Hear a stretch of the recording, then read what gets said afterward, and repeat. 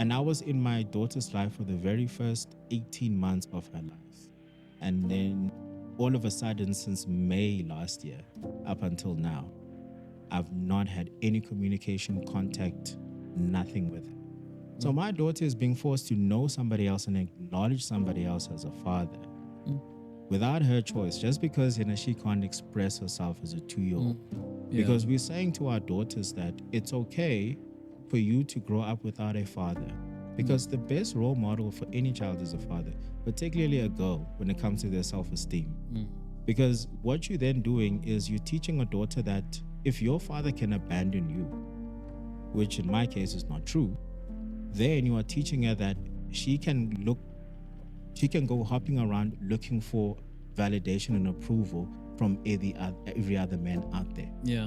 Because if she can't get it from her father, what good is it when it comes to other men?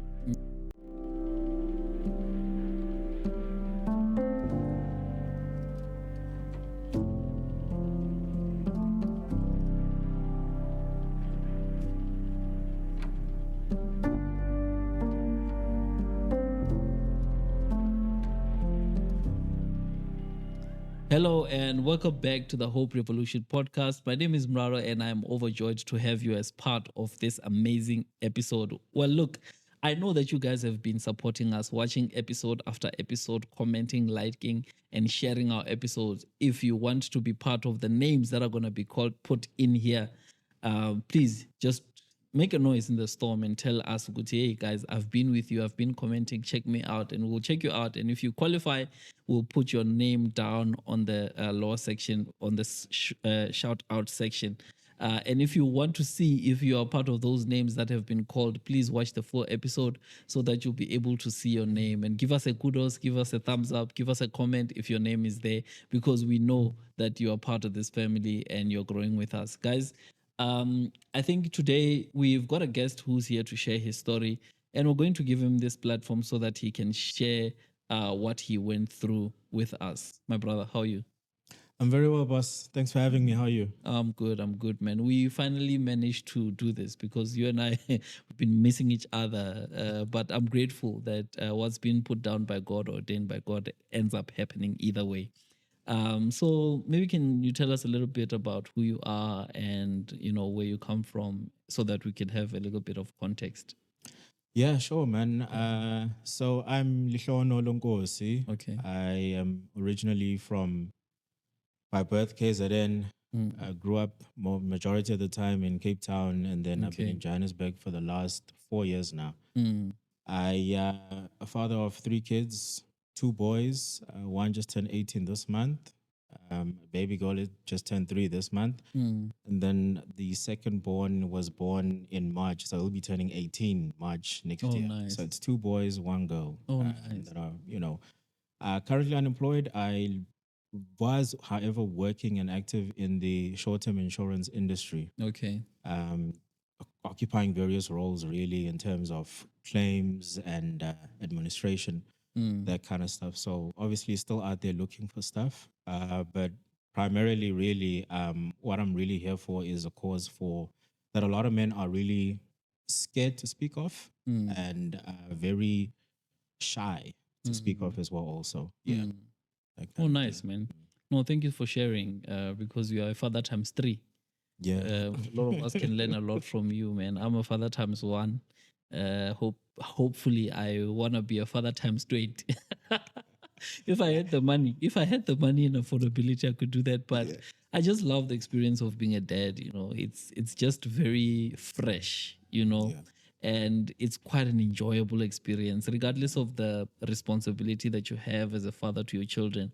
The whole experience generally is just very uplifting and very rewarding. Maybe can you tell us about your relationship with your children, and how you relate to each of them? Yeah. Well, as you were saying, like, the experience of being a father, is really unmatched. So my experience, really, it transcends way bigger than that as well also, in that as a father, when you have a child, or any child of yours, really, you see that child as your best friend out of everybody in the entire world. That is why when you see fathers, when we play with our kids, we play with our kids, we become a kid ourselves as well, also. However, though, that was my joy with all my kids, as well as my nephews and nieces as well. Also, I love kids a lot. I'm done with three. Maybe if you want to catch up, it's fine, but Yeah. or 20 as well. Yeah. That's up to you. Yeah. Yeah. But however, though, the what I can say is that the first two kids, my boys, in terms of the relationship with them, I had them at a very young age. I Okay. was 21, 22 at the time, and the mothers were also 21, 20, well, at 18 and 19, respectively. So very young kid, what we say in Zulu, ingane zalingane, you know. So the parenting stuff really was just completely new and just foreign, really, at that age. Um, where I was able and given the opportunities to parent, by all means, I was definitely given the opportunity, free will and range with my boys as well. Also, really enjoyed that as well. But when you're still growing up as a kid and they're growing up and the mothers that is, and there's always that distance, really. So I never really, honestly, really got the privilege to be full on, hands on, physically, emotionally at all times with the boys, So now, of course, they just turned 18, Okay. so they're becoming men as well, also. But other than that, really, the really first major experience I got was with my baby girl, was born 3 years ago, Okay. where I was really around her 24/7 all the time. I'm older, mature, more stable as well. So that was really the dynamic of seeing a best friend and seeing somebody who you have a bad day, you see them, they just happy to see you, Yes. you know, Yes. even though you left and they didn't want to see you leave, but they're still so happy to see you. Again, that just, invigorates you even more. Yeah. So, but very loving father, very concerned of their kids, the well being of their kids. We may not really get along. I'm not friends with the mothers, by the way, and I think it's okay that way. Okay. I'm not looking to have tea parties with them, like, but as long as there's that mutual respect of what certain wishes I have, what certain ambitions I have, vice versa with them as well, and the kids for the greater good of the kids. Yeah, so that's just been that, really. Okay. I think for me also, the reason I ask you about your relationship with the children individually, I also want to sort of tap into the moms as well to say, how have you been relating with them? From because they is it just two moms at the moment? Uh, um, It's three it's because there's three three months. kids. Yeah. Okay, so it's fine. I wanted to also just understand your individual, how you relate, because it gives us context before we come to the actual issue of the day to say, how do you then relate with the moms before the actual case that you're bringing today? What's your relationship with them? Are you able to still see the two boys? Do you have access to them? And how are things working there? Yeah. Excuse me. The boys really, because they're at an adolescent age, Okay. it's not even a requirement of asking the mother for permission as Mm, such. It never even was the case before as mm, well. I will just give them a ring if I want to, as and when I please, and mm, I've put it into them as well. Also, I put the ball in their court to say, okay, send back Dala as well, Nyakula. mm, Angakabe amadoda, is it, but you are transitioning to become men. mm, um, you need to also just be able to have free range and free will to call babu wako for any kind of advice. It doesn't have to just be about money. A lot of times, unfortunately, mothers raise kids to look at the dad as somebody who only needs to provide mm, financially only. mm, Whereas there's so many dynamics a father can give to umntwana, mm, So they're open to me. The conversations I've had with the boys really, they range on a range of issues, a range of concerns as well, also growing up in mm, challenges. And I have those conversations with them. okay. They'll even ask me for tips on how to share that as well. So, and I'll Mm. be like, "Oh, I don't know. You're going to have to learn somehow, but Yeah. this is how you treat and behave in a relationship, though. Mm. Um, that sort of thing, really. So in terms of what relationship I have with the mothers, it's completely far off, Okay. really. Yeah, like I said, we're not friends or anything like that, really. Mm. It is more of like I respect what they're doing Mm. and they respect what I'm doing as well with the Mm. kids. Okay. And for like the firstborn, really, I'll just give my experiences with them growing up. Mm. The firstborn, and I'll probably get some flack from a couple of guys out there, Mm. is that the mother will come to me, this is long after we were broken up, and be like, look, can you take this boy of yours for the weekend? You Mm. know, just stay with him. I want to go out and have my free time. I'd be Mm. like, yeah, sure, no problem. So this is from the time he was even before a year old and a year and onwards as well, also. Mm. Same thing with the mother of the second born as well. Also, Mm. you want to take him over for like a couple of days and stuff like that. That's been that really. Um, and it was almost the same with the last and third born, Mm. but things just went south last year when I lost my job Mm. after that. Mm. So yeah, Mm. which is why I'm here basically Yes. to talk about that. Is that after I lost my job January last year, Mm. I 4 months after losing my job, I was completely cut off my daughter's life Mm. as well. Now, some people, I guess, before I get into the crux of the story, really is they will ask, "Okay, why your daughter though? Why are you into this?" Mm. As I mentioned a couple of moments ago, this was the very first time that I really had a child of mine so close by that, and also the factor is that she is a baby girl. So Mm. there's a father daughter bond there, Mm. which a lot of people, when you see it from the outside, it's like, yeah, okay. But I never knew how much of a great bond it becomes, Mm. the love and appreciation you have for her and that she has for me also. Mm. That whole thing of uyazinikela kimi ngokuthemba mina Mm. nami ngiyazinikela kuye ukuthi there's no one in this world can love me more than her. Mm. And I don't see myself loving anybody greater than the way I love umntanami ntombazane Mm. as well. Yes, I still love my boys as well, Yeah. but a girl, if you Yeah. get what I mean, there's that thing. Yeah. Yeah. True. So really, when I lost my job last year, January, I continued to see umntanami, ntombazane, Mm. up until the very last time, May last year, when Mm. I told the mother that, look, I'm unemployed. I've been unemployed for the last 4 months. The monies that I was providing for is pretty much almost run out now. Mm. And I was actually going to see my child at least 3 or 4 times a week during this period, Mm. and as always as well also. And to say that, look, let's work on a parenting plan, you and I, Mm. where I'm not gonna be able to come as often, but if I can see her once every 2 weekends, Mm. that's all I'm asking for. Mm. So she wasn't happy with that proposal. Instead, she threw one back at me to say, well, instead of you coming once every second weekend to pick her up on a Friday and bringing her back on a Sunday, I'm not happy with my child being away for 24 hours away from me. How about I bring her to you every Monday to Friday morning and pick up in the afternoon? Okay. You know? So I said, okay, that's what you want, then it's not a problem, Mm. because I'd say that, look, I stopped paying for the car. I stopped paying for some of my other debts and loans as well, also, so that I could channel it to the kid Mm. itself. And so I'm bound to lose this car anytime. The bank is about to come and repossess the car, that kind of thing. So Mm. that's that, really.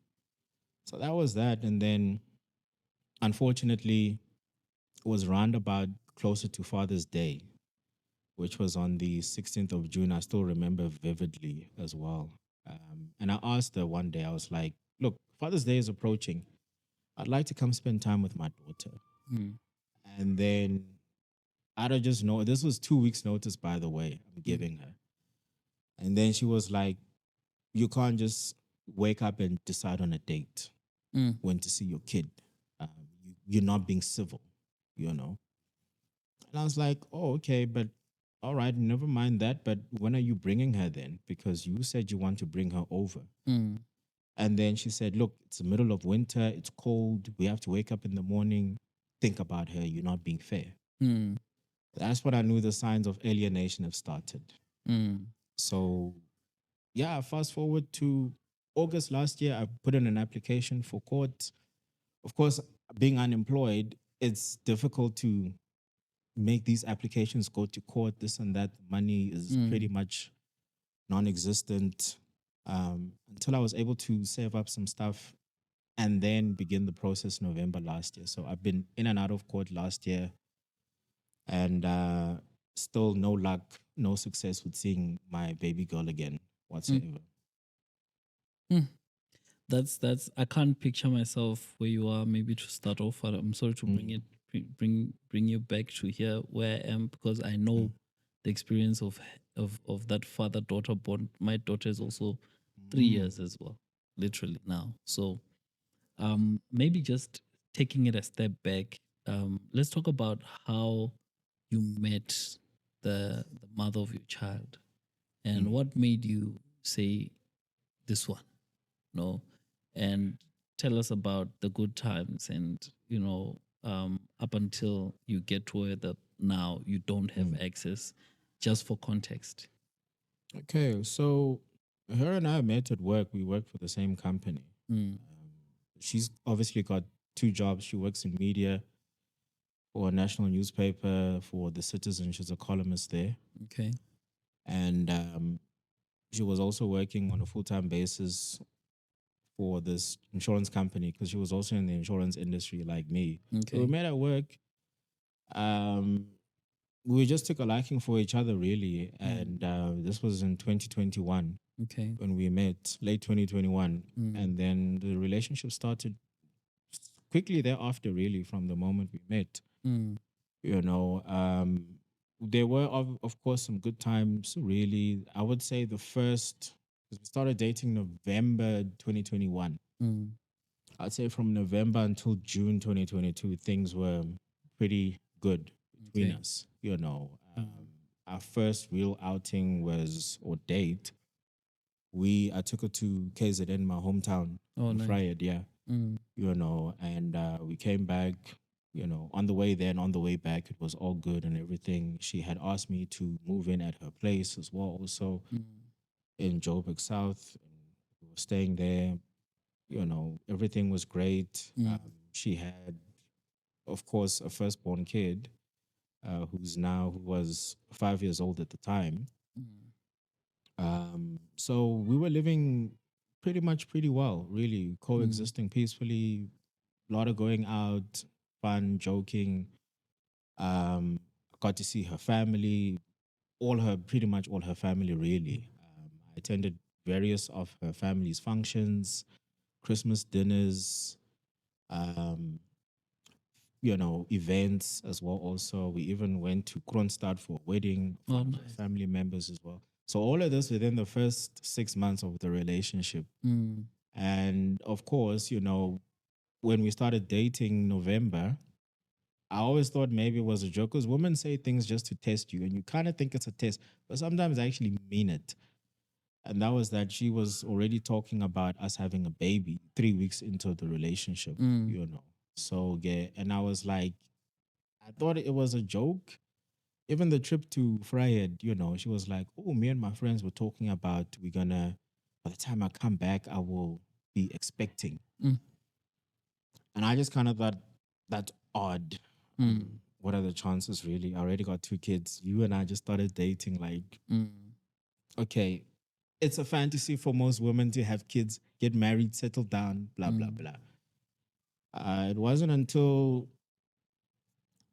February then last year, I mean, not last year, 2022, that we then obviously conceived Mm. a child. And then, of course, the baby was born 9 months later in November Okay. 2022. So, but from, like I said, November 21 to June 2022, things were great. June 2022, all the way until I moved out in December 2023, Mm. things were already broken. Okay.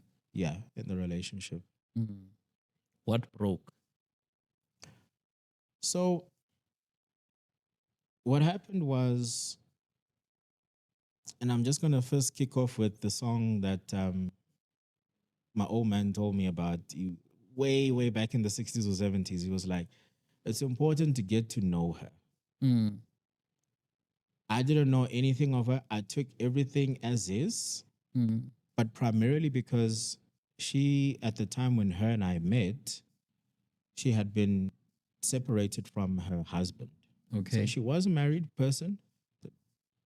There was no divorce finalized as yet. They were just separated.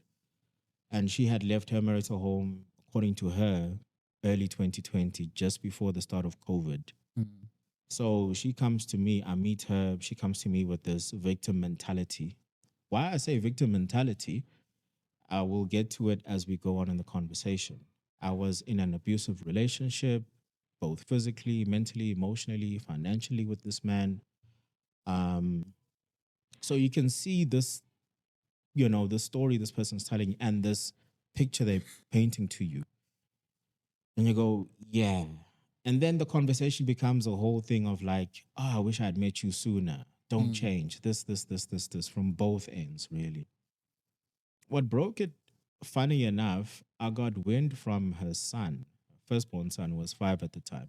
Like kids are very free when Mm. they comfortable around you and they trust you. They're very free to express themselves. Mm. So there's this boy telling me about some guy that the mother was seeing. Mm. And it sounded like, no, this sounds like some lovey dovey stuff, you know. Mm. Because when she and I met, she told me that when she left the marital home, she was completely single. It was on survival mode. Mm. I'd say, quote, some survival mode for her and her son. And that was that, her focus. So now I hear about some other guy now. Come to find out later when I confront her that she left her husband and then she was being umakwapeni for another married guy, Okay. you know. Mm. And at the time when she was pregnant with my child, she was still having secret, inappropriate conversations with this other married man. Mm. So that's what broke the relationship. But that's what first broke the trust and ultimately the relationship on my part. Mm. And then that's when things really just became downhill afterwards Mm. as well. Yeah. So when confronting her, did she explicitly come out with it? No. Well, first she, tried to blow smoke up my behind, Mm. um, and then dismissing it as, oh no, that is just some uncle that you know my son is referring to. Mm. It's nobody important. That's not true. Mm. And the thing is, I'm not going to the kid to say, tell me this. I'm just picking the kid up from school, or we're just driving around me and him, and he Mm. just freely starts talking. Mm. So, and every time he would revisit that topic to me without, well, him voluntarily, the kid, Mm. without me asking about it. And then eventually, when I kept confronting her, that's when, and I saw as well the evidence, and I was like, so really, this is what's Mm. happening. And then she was like, I'm so sorry. And I was like, it's over, it's done. I'm not getting back together with you. I obviously moved out her place for like a month. Mm. She kept begging me to come back. Eventually, I came back, but on the basis of there's a baby on the way, Mm. and I don't want to live in a situation or in a case whereby it looks like abandonment. Okay. Yeah. Okay. So I continued to live with her for the next year and a half until, like I said, December 2023, primarily because, like I said, I didn't want it to become a case of abandonment, but also she had also lost her job as well in the insurance company where Mm. both of us were employed also. Yes, she still had a gig at the Citizen, but she doesn't get paid that much Mm. because her articles only get released once every Thursday. Okay. Yeah. So I just felt obligated as a man with, okay, imagine I impregnate you and then I leave you and then that's it. But the whole time we were together, there was no intimacy between us. It wasn't a relationship. We were living two separate lives, her and I, under the same roof Mm. That for is like so two painful, years. man. It's painful. Well, I got used to it. It wasn't painful on me. It was Okay. painful on me for my child. Because I'm having another child and then it's going to be out of wedlock. Or the parents, one parent is there, the other parent is there. You know, it was more painful on her because during that time, 2022, 2023, she kept pushing and trying for us to mend the relationship back and the trust. Okay. But for me, I wasn't having it at all.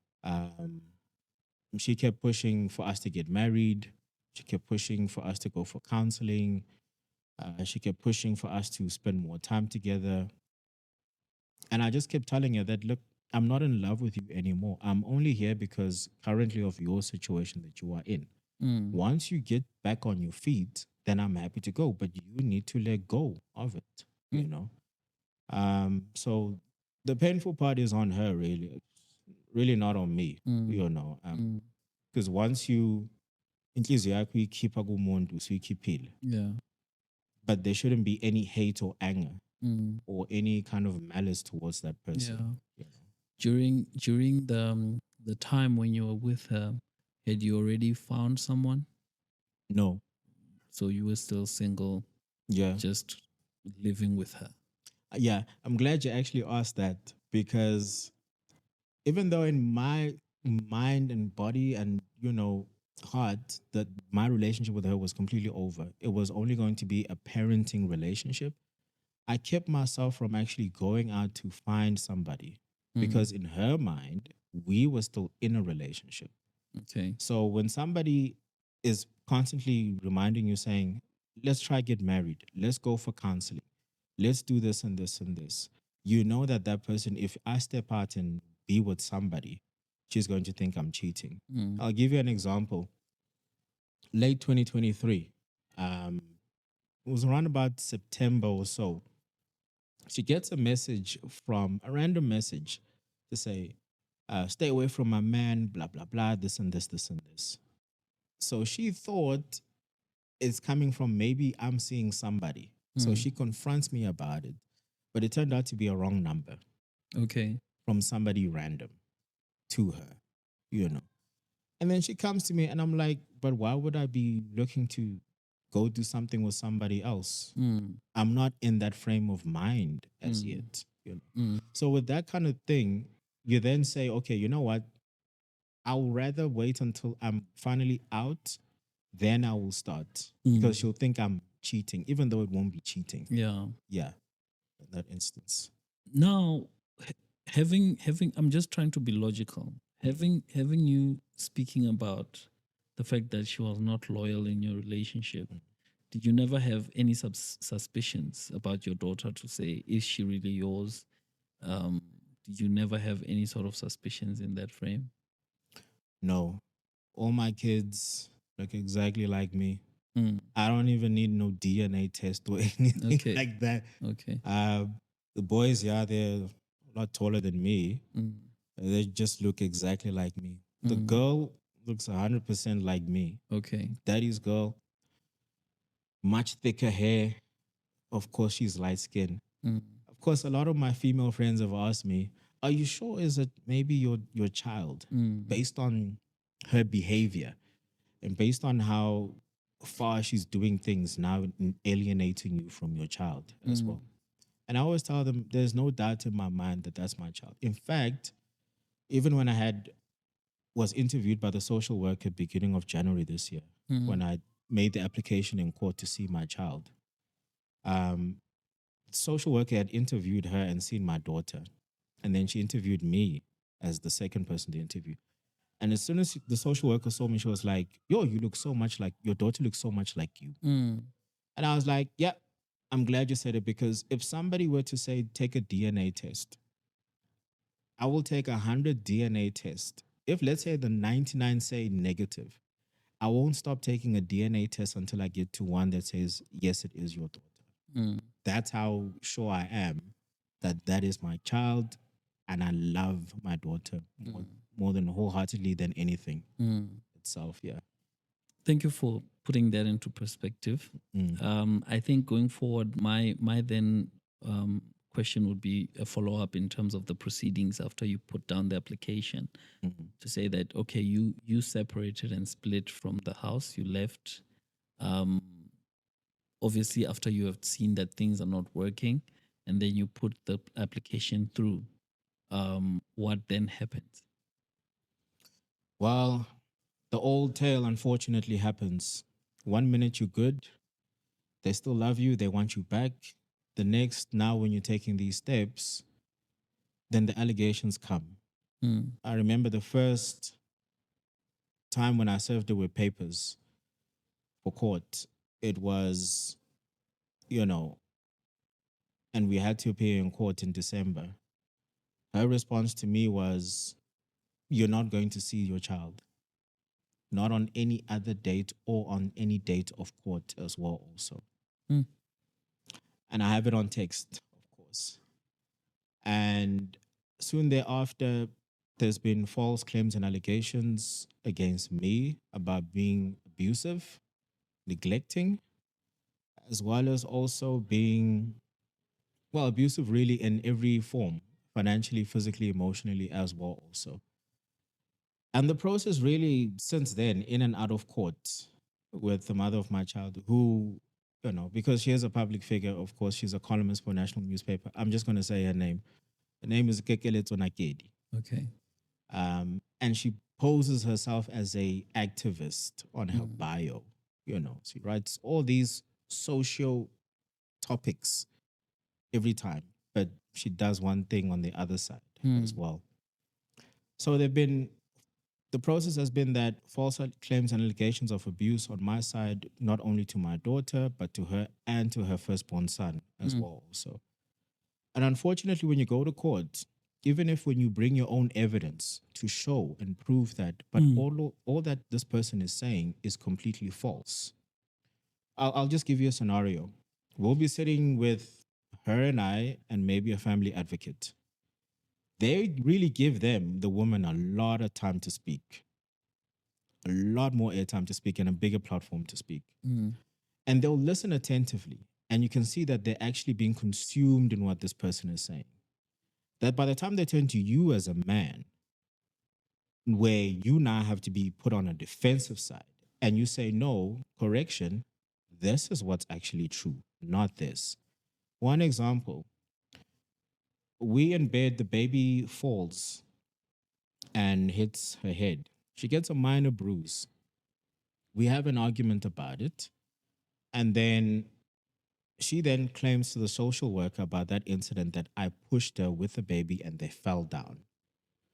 Now, when I get asked about it by the social worker, that incident, I show her the text messages where we also discussed that particular issue, that mm, incident.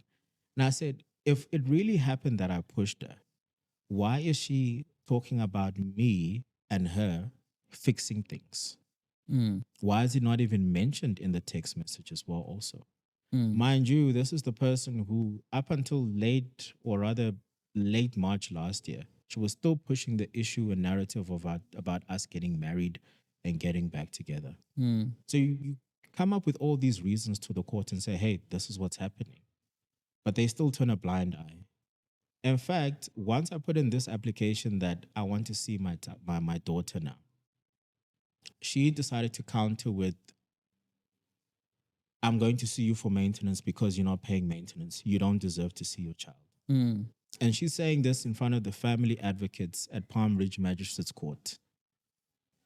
Now, when she's saying this, and she says that, and this was on the 31st of March this year, she says in court that I'm going to sue him for maintenance and his parents, and watch, he's going to hate me and his daughter after that. mm, Now, they seem to agree with her that, okay, because you're unemployed, which is what I don't understand, that for them, maintenance is only on the basis of you sending money. It's never on the basis of providing shelter, security, emotional support, comfort, and presence as mm, well. Because what I'm asking for is to say, I don't have money to send. I don't have all this other stuff, but I do have a home and a place where she can come and visit, sleep over, get to know her extended family as well, also. Mm. But no. So she counted by now trying to sue me for maintenance, which I don't have. The only people she can really be able to sue are my daughter's grandparents, who are pensioners, Mm. both of which are in their late 70s now. Mm. Um, and ever since that, we have been waiting for a family advocate report from the Palm Ridge Magistrates Court since March this year. A family advocate report is simply a report that says when can you see the child, what days can you have visitation and contact with the child. Mm. So since March this year, we're now in November, we are still waiting on a report, and it's never been issued by the family advocate's office. I've written to the office of the chief family advocate. One guy, one of the family advocates, Johannes Mashimbia, he had to recuse himself because he once delayed one of the dates from May to July Mm. this year by almost 2 months, Mm. pretty much 2 months, really. And mind you, I haven't seen my daughter since May 2024. Mm. So I had a big complaint about it. He had to recuse himself. Then another family advocate stepped in by the name of Advocate Makabate, whom I last met on the 31st of July Mm. at the office of the family advocate. And there again, they said, okay, we'll postpone to the 8th of September for the report to be ready. 8th of September came and went, no report. Mm. Today is what, the 26th of November, still no Mm. report. In fact, what the court has done, they've actually decided to move my matter off the court's roll, um, because I then decided since the 8th of September when I arrived in court and I saw that she wasn't there and the report wasn't there. And I had already raised alarms about collusion going on between Mm. the Office of the Family Advocate and Kekeleto as well, the mother of my child. Mm. That there's colluding going on. I'm not coming to court anymore. Mind you, I'm coming from the north of Johannesburg. So it cost me 600 to 700 rand a day going to and from court Mm. for an unemployed guy. That's a lot of money. That money I could be using on my kids Mm. and this very kid that I shouldn't be having to go to court for as well. So in the last year, that is what been has been the frustration Mm. with this whole process. And I've also been writing to a couple of political parties as well. I even wrote to Women for Change, ironic enough, thinking maybe they may take it seriously because it's a girl child involved. Mm. I wrote to them not only once, but twice. And on Mm. two occasions, they ignored me. Mm. But these are people talking about change for women and safety and care and anti GBV and femicide and Mm. abuse on women and children. But where Mm. is the ear when it comes to us men saying, but what about your women? Why don't you call them out for it? Mm. True. Are That's the we thing. only here to speak when um, they are victims? What about when they are the perpetrators? Yeah. Because if we're being just, then you should be present for both. But we're not judging. Yeah, we're not Yeah. but apart from that, really, um, never mind her. Let's say she's not a perpetrator, really, because the voice is that, why would a woman make something up like that? Why would a woman, her intuitions want to keep you away from her child? But Mm. we're talking about a girl child. We're talking about a baby girl here who, whenever I would show up, she would cling to me like glue. That whenever I have to leave, we would have to find ways and stunts for me to actually like dodge it so Mm. that she doesn't see me. Because if she sees me, even when I want to step outside for a cigarette smoke, Mm. she's already like crying, wanting to cling on me. Mm. And I have to then take a break and say, okay, I can't take a smoke now. I have to sit with her or have a walk around with her, that kind of stuff, Mm. you know. Mm. So, what about her rights to being with her father, Amtandai? In Mm. fact, her family, which is, Keke's family, they would even make a joke and say, lo intom ngayise. Mm. Because even if we go around wherever, she would just stick to me. She wouldn't want to be in anyone else's hands or Mm. arms, nothing like that. So, and I was in my daughter's life for the very first 18 months of her life. And then all of a sudden, since May last year up until now, I've not had any communication, contact, nothing with her. Mm. But here's the crazy part. Last year, Kekeletse had a divorce finalized eventually. Okay. And she now claims, like I said, the father of her firstborn, he was not seeing his son, for more than 2 years when I was there. But he was paying maintenance every month without fail, Mm. this guy. The reason being why he's being alienated or kept away, he's dangerous, he's a threat to the child and safety of the child, as well as also he's abusive as well, Mm. physically, most importantly. Now I'm not physically and emotion and physically abusive, but now it's happening to me. But now here's the kicker. She tells the courts now, when I raise that, but she's done this before. She tells the courts, no, he has been seeing his child since October 2024. Mm. And he's able to call as and when he wants to see his son, and he comes, picks up his son as and when. And then I'm asking the question, okay, so if he's allowed, so if the boy child is allowed to see this alleged abuser as and when the father wants to, why is the girl child being denied that opportunity? Mm. Where's the fairness now in the courts in saying everything we do is in the best interest of the child? Because I like to hide behind that particular term. Everything we Mm. do is in the best interest of the child. It's like that guy, Johannes Mashimbia, at Palm Ridge Magistrates Court, who had to recuse himself. When he writes to me the email, saying, I'm sorry I delayed it by 2 months, but I will recuse myself then and somebody else will step in. All I was simply doing is that I want to do everything in the best interest of the child as per the court. Mm. Nonsense. We all know that's not true. And if you have somebody who, again, the other family advocate who came in later, Makabadze, he is hearing this Mm. and is being told that the boy child sees their father, the girl child doesn't. When the father of the girl child wants to see the daughter, he's being told that he can only see her once a month. Mm.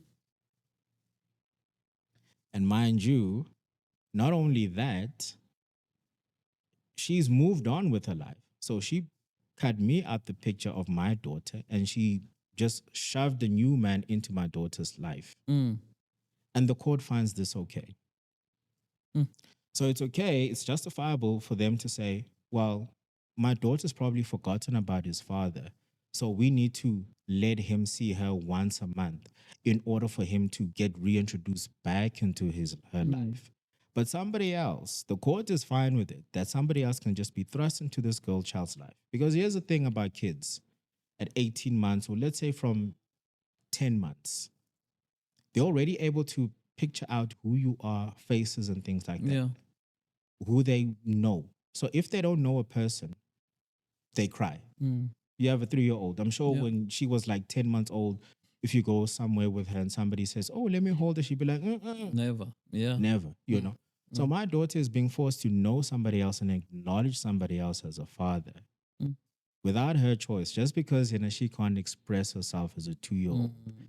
But me, who exhibited no signs of neglect or abandonment or any abuse, Mm. I'm being told I need to wait for a month. And the family advocates are okay with this. Mm. It's not in any right mind, it's of a left mind that. It's quite unfortunate that you're going through what you're going through, and I understand the stress that it must bring to you because having had that bond and it being severed, I think would be a devastating thing to any father Mm, who really just wants to have peace of mind. You can't have peace of mind in her absence. mm. I hear you completely. Um, have you tried to get in touch with some of her family members? What do they say about this whole situation? Nah, I've never bothered to do so Mm. because I already know what answers I'm going to get. Mm. So it makes really no difference. Mm. I'm okay with them being fed what she's feeding them as lies, Mm. which is why I'm saying, you know what? It helps to come to these platforms, at least then, what Yeah. I know what I'm saying Mm. compared to what she's saying, because I'm not getting that opportunity in court. Mm. Guaranteed. This is the best opportunity I have. to Mm. come out in public and speak to the country as well, also. Mm. And hopefully get other men as well to be encouraged to step forward as well, also, Mm. about this particular struggle that whatever I'm saying and speaking, you can put it to test, Mm.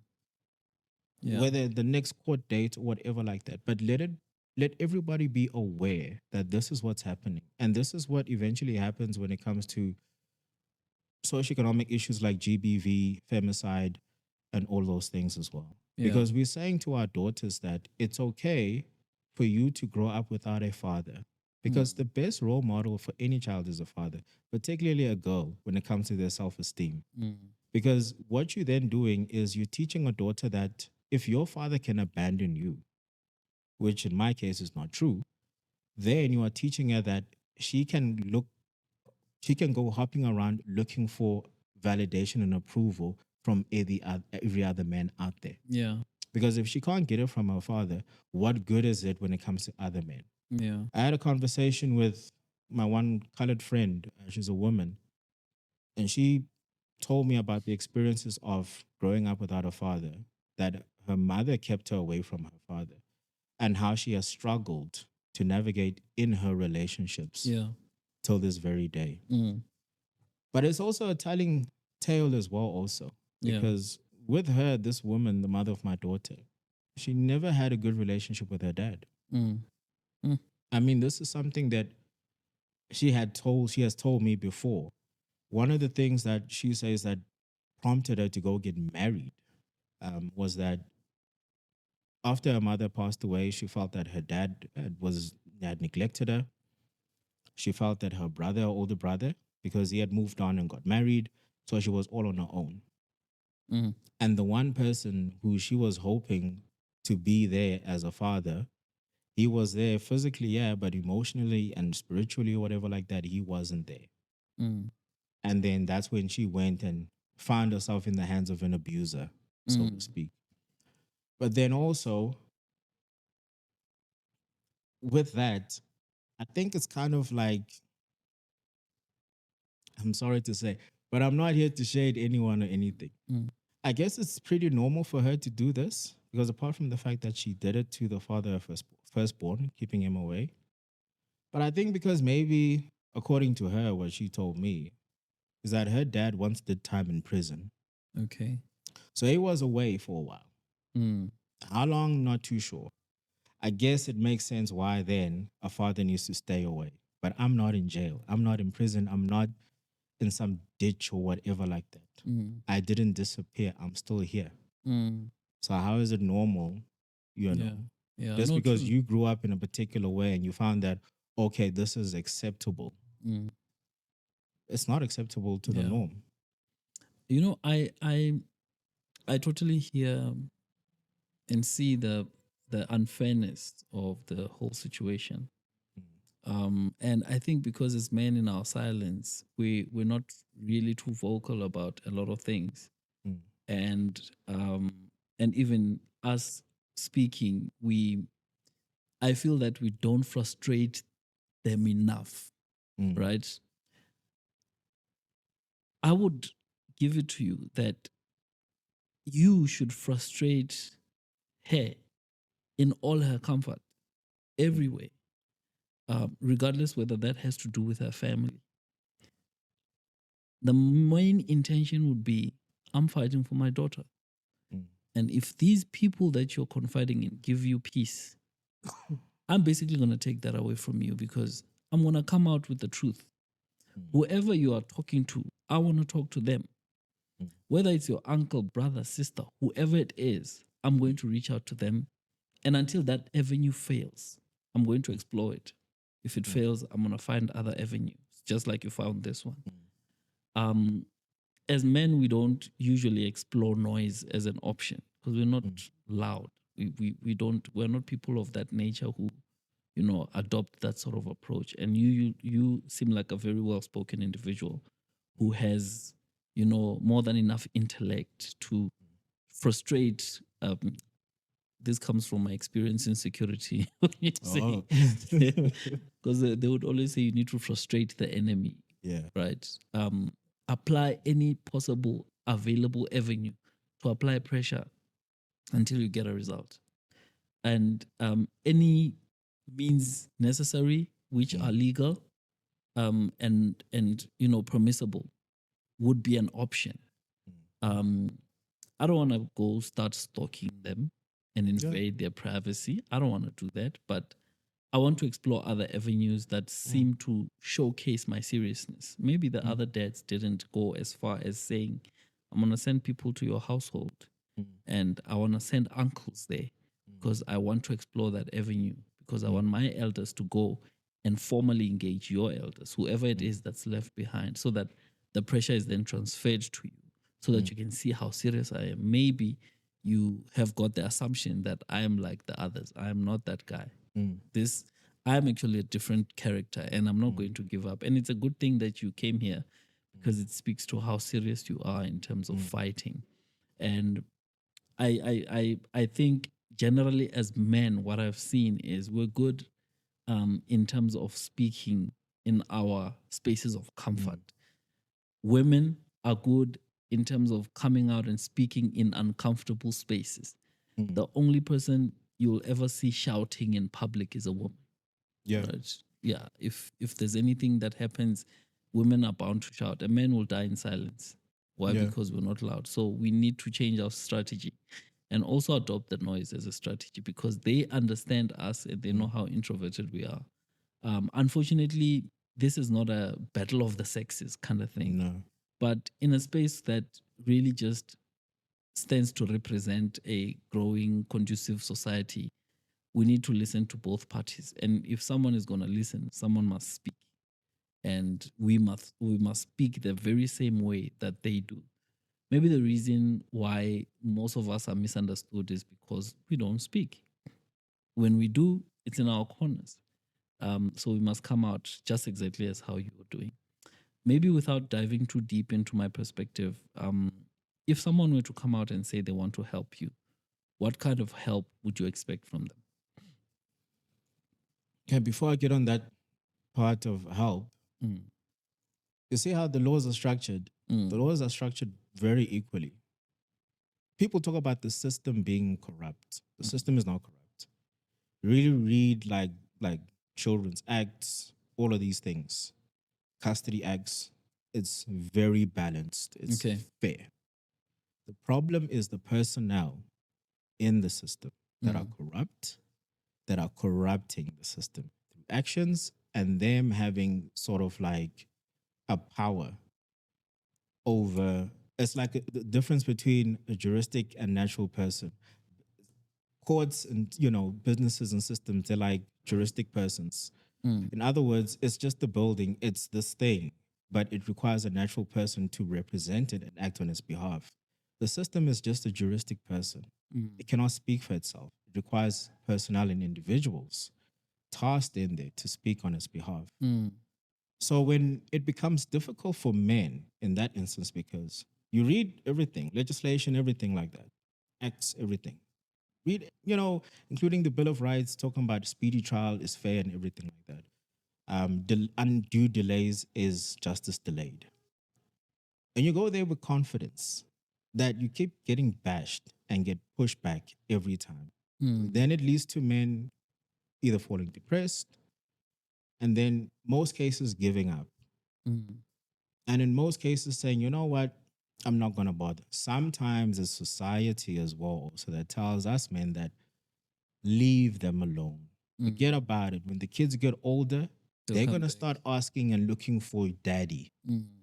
But how do you take back 20, 24, 25 years of you and your child's life when your child comes back to you? Because I've seen a whole bunch of stories, reality TVs, I'm sure everybody has seen, and the viewers will attest to that. I'm not going to name the shows as well, where people go look for their fathers and everything. They found out their fathers were dead, or they found out, I found my father, but where were you when I was going through this form of abuse, trials and tribulations, all of that, when I needed a father? Maybe I would have had better guidance as of when I had a father around me as well, also, you know. And speaking of noise as well, the media will shut you down, my guy. Like I've written to a lot of news agencies as well and say, where I've seen that they covered this thing of parental issues. Mm. And I say, I'm going through the same thing. Help me out. Mm. Including some media other guys as well. So say, look, can you give me a platform, to speak? They'll be like, yeah, okay. Maybe you do an interview and they don't air the interview. Okay. Maybe, they'll say, okay, we're working on something and then they just completely ghost you, Mm. you know? Mm. So that's the thing there, the problem as well. Okay. Also, when you really want to make the noise and you say, you know what, I'm done, because every time you keep following the rules as men, because as men, we're being suppressed and told as soon as you start shouting, you're being aggressive, you're being toxic in your masculinity as well. Also, hold yourself. Mm. So you start tap dancing and following by the rules. Mm. And every time you step outside of that set of rules, you're the chauvinistic pig. Mm. That's why I got to a point where I was following the rules in the court. I was being obedient.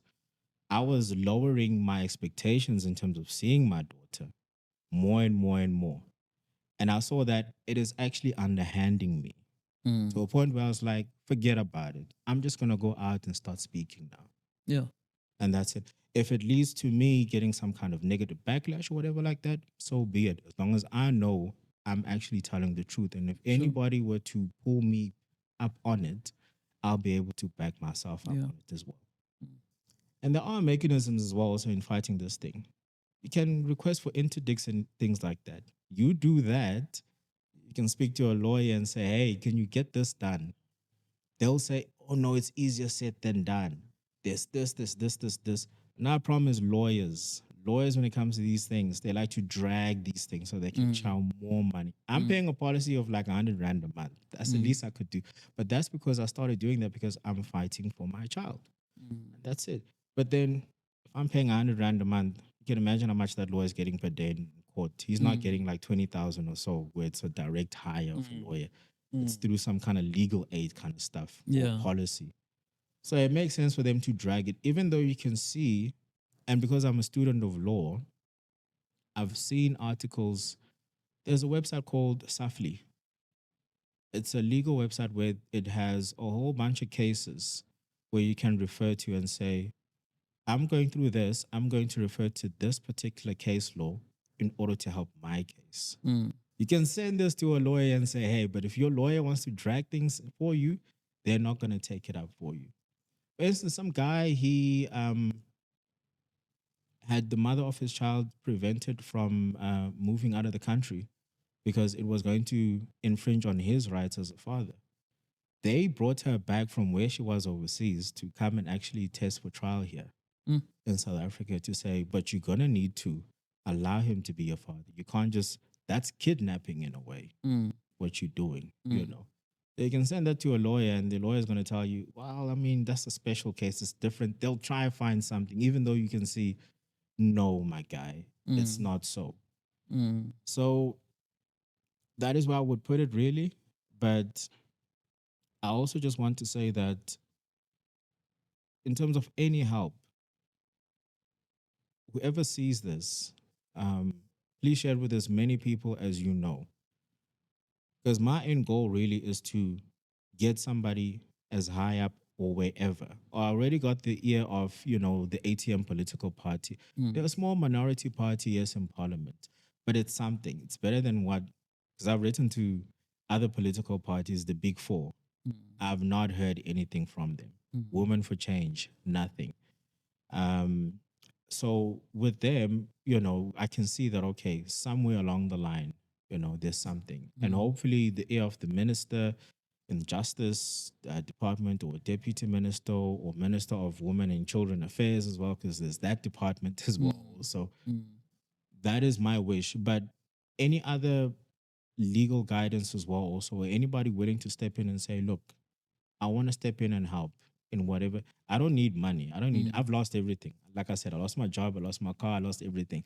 I can't even get a job because working in the financial industry, you get blacklisted or red listed, you can't get a job because they'll Mm. think if they hire you, you're probably going to steal money if you're Mm. dealing with money. Like I was Okay. dealing with money. Mm. So for me, it's not about money. For me, it's about my kids. I was actually hoping this year I would have all three of them together Mm. they're in KZN with me, but that's not gonna happen anymore, you know. Mm. So with that being said, really, and I've spoken to so many other men. There's a guy called Jerry Malachi. Mm. Speaking to him, he was on SABC about 3 years ago, Mm. fighting for his daughter's life. That his daughter actually got murdered without him ever seeing his daughter Mm. for years, fighting for access to his daughter. There's another guy called Castro Musinyali as well, also. But I'm saying these two gentlemen's names to shout out because they've been my support structure, Mm. you know, and they've been receptive as you are. Mm. I mean, you doing this, I reached out to you, you said, come through. Mm. The same with these gentlemen as well. I said, I see you guys went through this. Can I have an ear, your ear? They said, yeah, sure. Mm. So I called them freely, everything like that. But it's gotten to a point where in this country whereby as men, if we don't stand up and speak and actually have each other's backs as well, also, this society is going to be completely dead and gone. Mm. Because you can't build a nation without men. Mm. Because your first line and last line of defense is always going to be a man. Mm. On my way here, I'm seeing this other guy changing this other woman's tire on her car. Mm. And I just thought to myself, I hope she doesn't say I'm an independent woman. That was my thing. It's Yeah. my car, blah, blah, blah. But you can't change a tire. If danger hits or whatever like that, the first person you're going to call is a man. How are you going to call a man if he's not equipped or he's in any high confidence? Yeah. Because my confidence for the past year has been really, really low Yeah. without my best friend, my daughter. Yeah. So I would really say, whoever it may be, if you want to reach out, well, you can. If they reach out in the comments, I'm not going to put my number out there, unless you want me to put it there, if it's okay. No, you can put out your No. email address and My email. Yeah. Okay, yeah. So if anybody wants to reach out, have a conversation, whatever, meet or whatever like that. If you have your own critique, it's fine. Yeah. I'm not a censor person. Y'all can email me at chomza, CHOMZA dot nkosi, NKOSI at gmail.com. Okay. Happy to welcome any suggestions, anything, any referrals as well also. Yeah. But really appreciated, Manu, Yeah. for this. And your team as well also. So I'm really grateful for this opportunity. And like I said, I'm glad you support the initiative and thought process of, if you're not getting what you're trying to achieve, make as much noise as possible. Because like the old saying goes, if you make the right noises, you'll get the right results. Yeah. No, definitely. Yeah. I think, and listen, I here in this platform, we don't judge. We don't, sideline or belittle anyone. We're not attacking women, and we're not drawing a line between the two.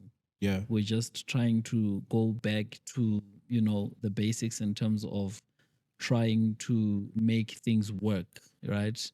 And you've come here, you've had your view, and our intention here is sort of like to blend and sort of find a solution, find a way forward in the challenge that you're having, and not to immediately judge the other side and cast them out as enemies. We really want to open the opportunity up to, the mother of your child, if she's willing to come through and have a discussion around this. Maybe sometimes she hasn't felt safe going to the different places that she's been at. Maybe this is a safe place for her to come through and engage us on this issue.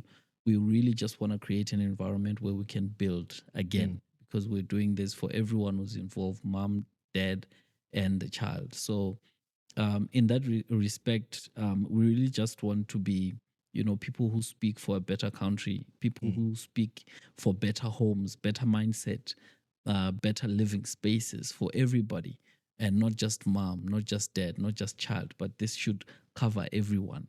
And if you're there and if you're listening, mommy, this is the opportunity. If you want to take it off camera, we're also comfortable to do that and have that conversation with you, and maybe just share the closing sentiments having done that, because the big objective is to have a conducive environment for everyone. We'd really like to unite you with your child As much as you're fighting for financial freedom, the one thing that's going to bug you time and time again is your child not being close to you. So we want to give you that peace of mind so that you can continue living life, because there's still a lot you need to do.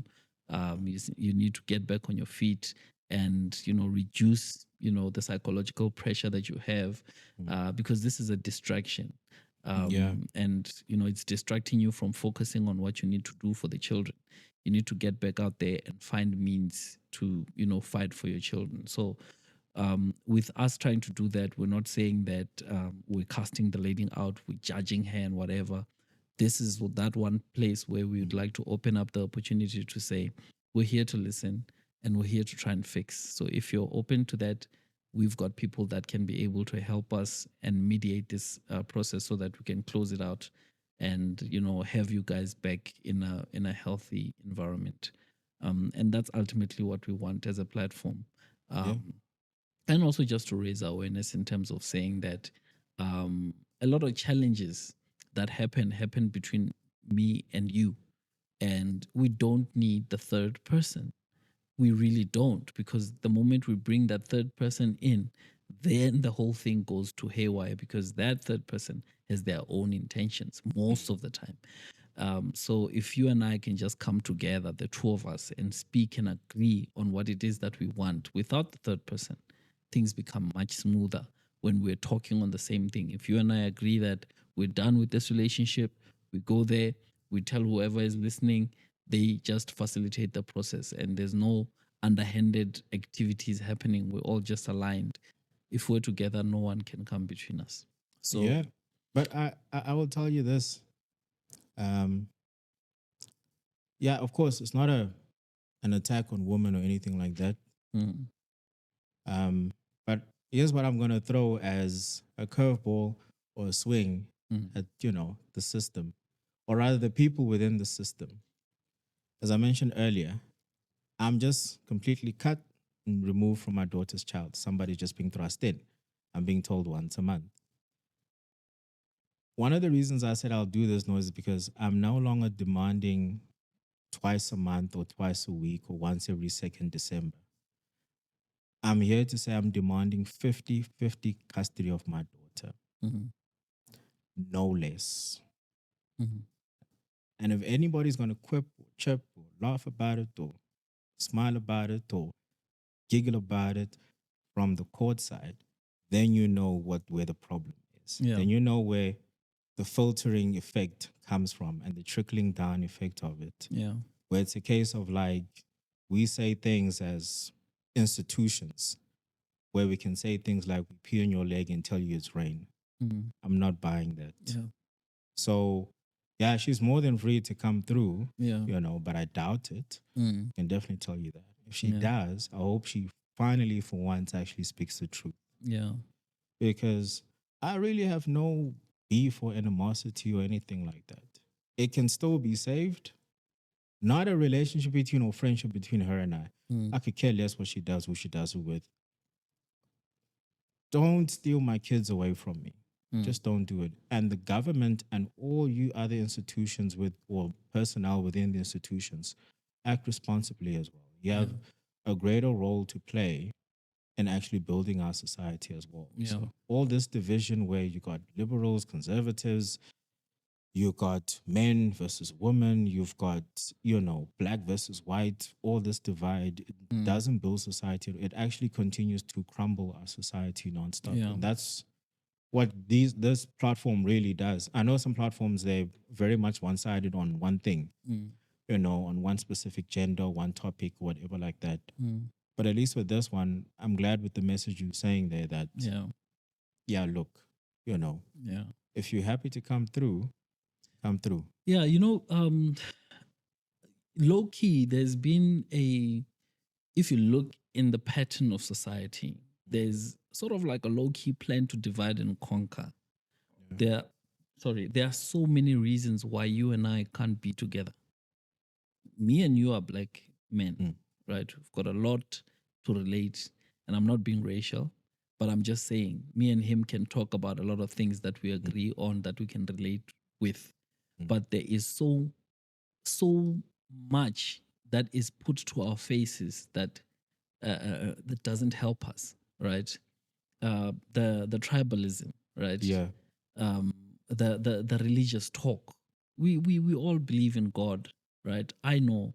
Mm. I'm a Christian, right? Mm. I believe in Christ.